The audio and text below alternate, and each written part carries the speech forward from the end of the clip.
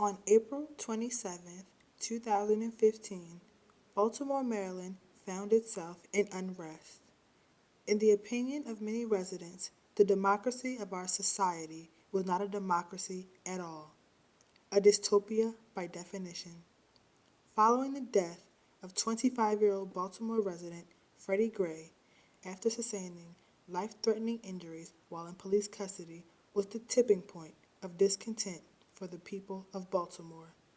The death of Freddie Gray was the boiling point for the extreme anger of the residents of Baltimore. In the words of Dr. Martin Luther King Jr., a riot is the language of the unheard. The riots did not develop without a cause.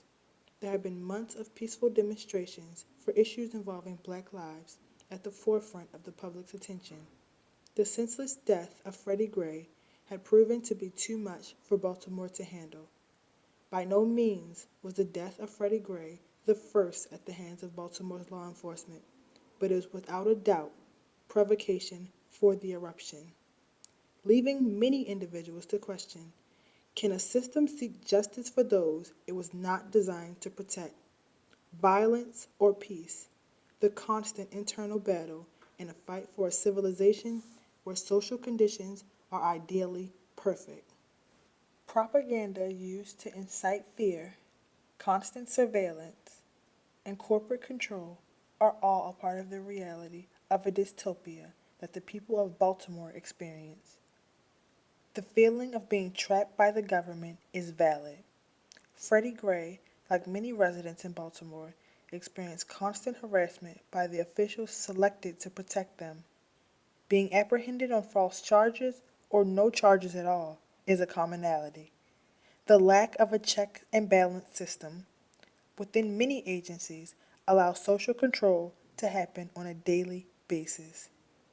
Oppressive societal control may sound unrealistic, however, its existence can be found within our society for many groups. Rioting is clear evidence of people fed up with the conditions they live in. A reformation of lack of opportunity and social injustice is the cause. Although it may be difficult to understand why these people choose to destroy the neighborhoods they live in, to be impartial, these neighborhoods which they reside do not essentially belong to them at all, just as the businesses they shop in are not owned by the people who live around them.